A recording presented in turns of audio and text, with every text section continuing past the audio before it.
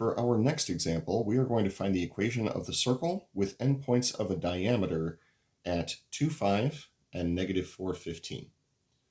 Now, for those unfamiliar with the concept of a diameter, the diameter is a line segment whose endpoints are on the circle itself that pass through the center. Now, with that in mind, that gives us ways to find both the center and the radius of this. So in general, the center of the circle is going to be the midpoint of the diameter.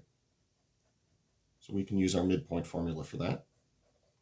The radius is going to be either the distance from the center to either of the endpoints, or this can be half the length of the diameter. Either one of those interpretations would be just fine. Either distance from the center to either endpoint of the diameter, or figure out the entire diameter and take half of it. So with that in mind, we'll need some labeling, similar to what we did on the previous video. We'll call this x1, y1, and x2, y2 to start. And we're going to start with our midpoint formula to find the center. So the midpoint formula, which is going to give us hk, though generally speaking we see it as x bar, y bar. The formula that we have for this is the average of the x coordinates and the average of the y coordinates. By average, I intend the mean of the two. So add them up and divide by 2. For the x coordinates, the two coordinates that we're adding up are 2 plus negative 4 divided by 2. And for the y coordinates, that'll be 5 plus 15, also divided by 2. Simplifying according to the order of operations, 2 plus negative 4 is negative 2. 5 plus 15 is 20. And dividing each of those coordinates by 2, we will get negative 1 and positive 10. Now, to reiterate, if you wanted to finish this process by simply finding the distance from this point to either of the diameter's endpoints, that would work just fine. What we're going to do is figure out the length of the entire diameter, and that'll give us the double whatever the radius is. So for this distance, we'll be applying our distance formula, x2 minus x1, quantity squared, plus y2 minus y1, quantity squared. That whole thing goes under a radical. Plugging in what we have from up here, we'll make sure this is on the screen. x2 minus x1 will be negative 4 minus 2. We're going to square that.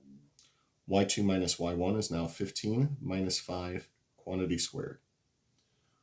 We'll continue to simplify this according to the order of operations. This will be negative 6, quantity squared, plus 10, quantity squared. Squaring each of these numbers, we'll get 36 plus 100. Adding those together, we get 136. 136 factors very nicely into 4 times 34, meaning that we can simplify the diameter into 2 times the square root of 34. It is pretty important to factor out that 2 because in standard form we're going to need the radius, which is exactly half of the diameter.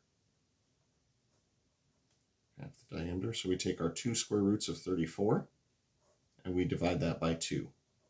That'll give us square root of 34. This should be the same distance as what you get if you determine the distance from the center to either of the endpoints that we discussed from earlier.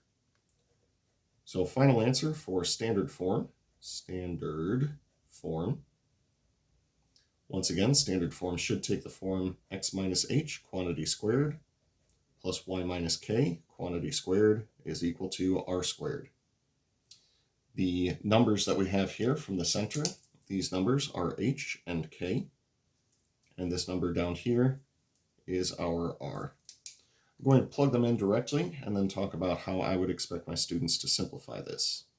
So this would be x minus -1 squared plus y minus 10 squared is equal to the square root of 34 quantity squared. The only simplification I would expect you to do is simplify the minus -1 into an x plus 1. Y minus 10 is fine as is. And then simplify this radical over here to become 34. This, as far as I'm concerned, is a great looking final answer for the equation of our circle.